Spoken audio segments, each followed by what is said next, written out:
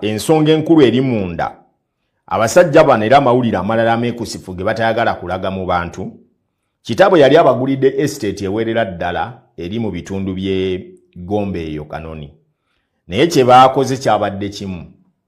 Baguzizaako President Museveni eka 150 ku ettaka lya kitaawe lye yabalekera. Abaagala okujja dikiteeta mu buyinza baamuguzizza ettaka eka 150.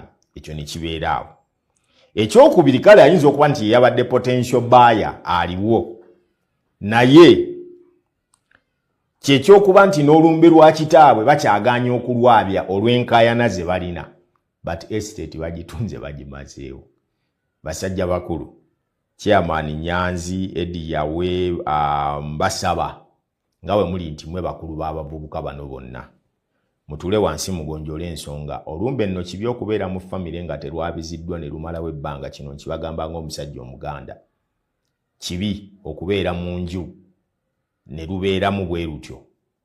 Bwe lunaakyusa envubo okubaddira. Muyinza okunkumukanga entungo.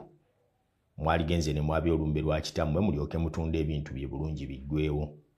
Ekyokuguza President Museveni ettaka kale si nsonga.